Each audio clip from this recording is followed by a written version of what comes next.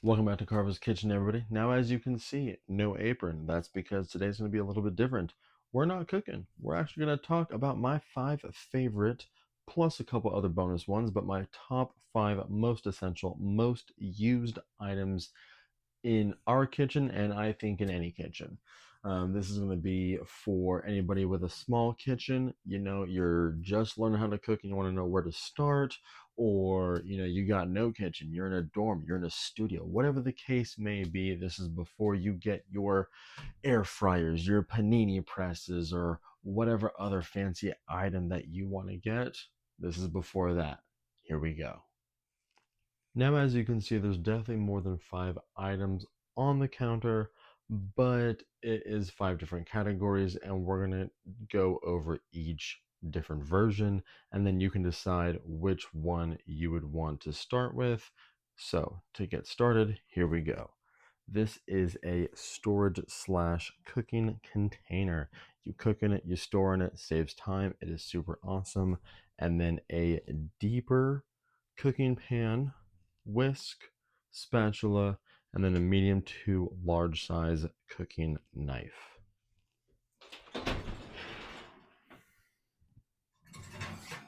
Now, if you've seen my videos in the past, you know that I love using these storage slash cooking glass pans.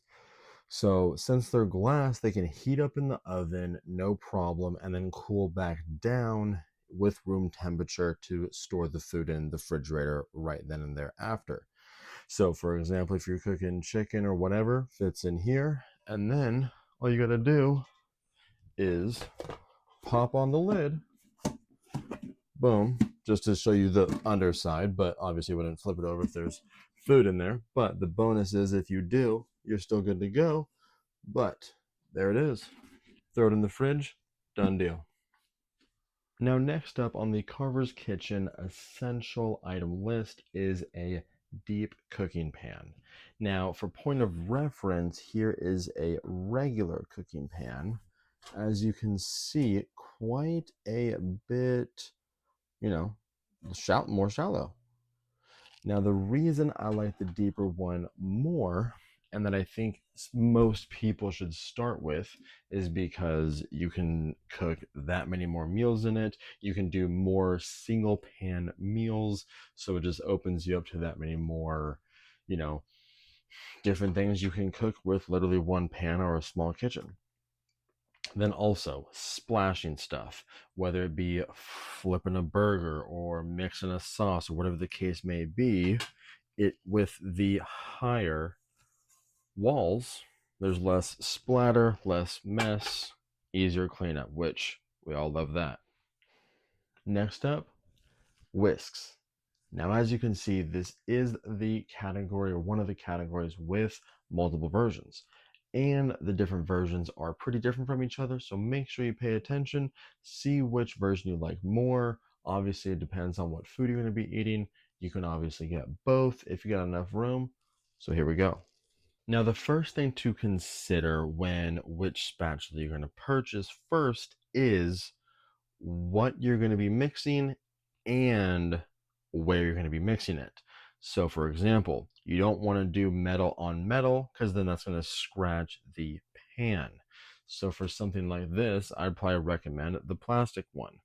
But also, the what of your mixing is very important because, as you can see, this only has one layer and it's very, very flexible. So if you're going to whisk something a little bit more hard or not quite softened up that much, so like a butter or something, it's going to be a little bit more difficult. Now onto the metal one. So it's metal and quite a lot more solid, which is good, but a lot more layers. So what that means is there's more wire closer together, which means more stuff can get stuck easier. So if you're making pancakes, the mix, or brownies, or whatever, it's gonna get stuck in here a lot more often. Whereas this, it's flexible, but it also might not get the job done because literally it bends in against whatever you're trying to mix. So honestly, that is why we have both. So you kind of got to decide what you think you're going to be making more of and go from there. Like I said, nothing wrong with both if you got enough room. So next up, spatulas. We got a scraper and we got a flipper. The names are pretty self-explanatory, but obviously we'll explain the differences. Here we go. Now, with the name, like the flipper, not the official name, of course, but it's a lot easier to flip. It's a little bit more solid, but can still bend enough to get under a burger or something like that. Next up is the scraper. So the scraper is exactly that. It scrapes. As you can see, it's a lot more flexible because of the silicone, so it can bend at a lot more different angles if you need to get some sauce or anything out of the pan.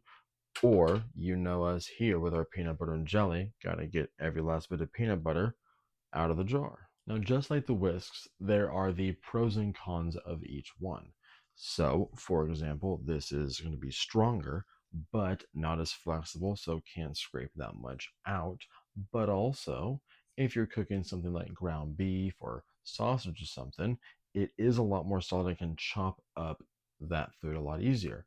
Whereas the more flexible one can't quite chop up the food quite as easy.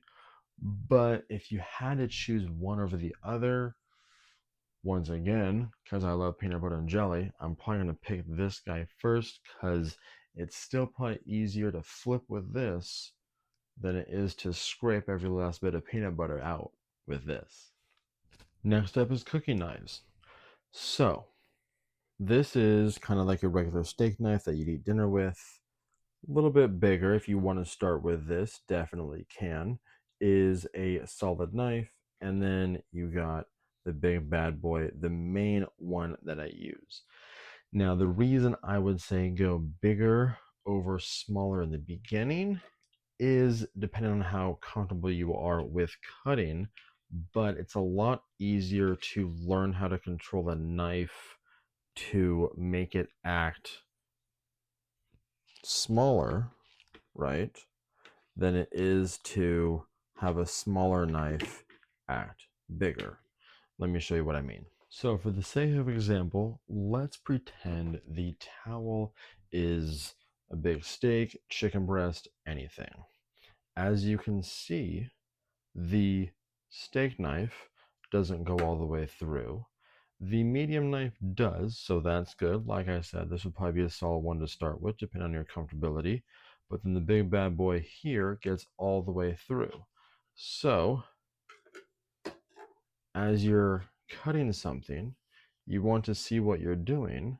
So, in a real sense, I'd have my hand on there to make sure the item doesn't go anywhere. But let's pretend it's there, but just so you can see, as I'm cutting through whatever it might be, the knife can saw back and forth on each side of the meat, meaning I'm cutting all the way through the meat. So that example was definitely in the sense of the bigger knife just being able to cut through bigger pieces of meat and really anything easier than it would with a smaller knife, because in just one cut you can go all the way through a decent sized piece of meat, where this wouldn't have gone all the way through on the other side, so you would have to flip it over, cut the rest of it, and taking more time. Now, the reason I also say it's easier for the bigger knife to act small is in the sense of control. So people get scared of the bigger knives because they feel like they have less control than in a medium-sized or smaller knife, and they don't want to cut themselves or hurt themselves. So what I recommend is you can take your hand, slide it up higher onto the blade. Make sure you keep your fingers wrapped on the handle for the support, thumb against the blade this way, index finger on the top edge, That way, instead of cutting something that's way out here with your hand back here and that distance of 6 to 8 inches, yeah, that's pretty hard. I got no control in this wrist at all of what's really going on over here.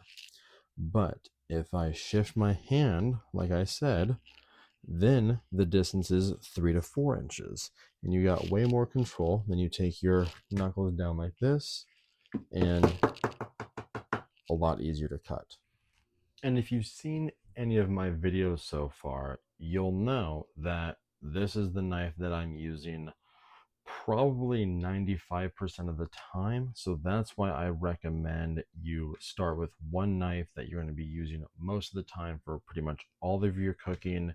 Like I said, especially if you're in a smaller kitchen, if you got enough room and want to, definitely go with a more medium for better control, or just smaller things. Definitely do, but can't beat this bad boy on most things. All right, everybody. So that was Carver's Kitchen's top 5 most used slash favorite items to have in the kitchen or to start your kitchen off with. But remember, we got a couple bonus ones. So we got the cutting boards, of course. Now, the reason I didn't include these in the main 5, even though I use these pretty much every day, is because it really depends on what you're cutting, how often you're cutting it, and if you either one already have a cutting board or don't care about your counters or whatever the case. Some people like to just do stuff over the pan, so that's cool too. Just chop, chop, chop into the pan directly. So that's why these weren't in my top 5. But the reason why I do want them as a bonus is because super thin, as you can see, makes it easier for storing on top of stuff, under stuff, whatever the case. Then obviously there are 3 to 1 pack. So that was super cool. Whether you want to do, just a couple vegetables or something, maybe it's 2 people eating, or maybe you'll be meal prepping, whatever the case may be. Shoot, I had the soup video. I had skins all on one side of the potatoes while I was chopping the rest of the potatoes over here. Worked out great. So, whatever you need, these got you covered. However, they do slip. You probably saw in the potato video, or sorry, potato chopping of the soup video, where they slipped a little bit while I was chopping. So, be careful about that. Other than that, super great. Highly recommend. Now, last but not least is the rolling pin. So, as you've probably seen in the pizza video, if you haven't, check that out. But I use this every single week, probably more often than that. Now, I will admit we are going to be upgrading from the wood because the stain or the seal on it has kind of just worn off from washing it and using it. So I either recommend a stone one, or we're going to upgrade to a stainless steel. We'll link the one that we're thinking about getting down in the description below, along with other items on the video today.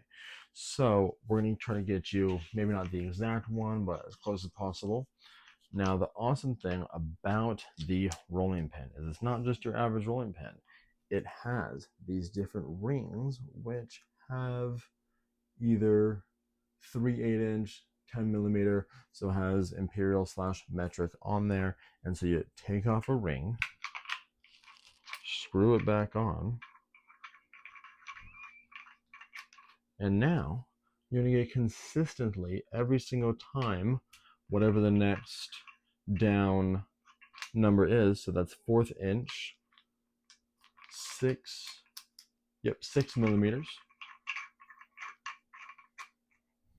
Every single time you go across. You don't have to worry about, doing this basically across whatever you are rolling out. It's going to be the same thing every single time. All right, everybody. Make sure you like and subscribe.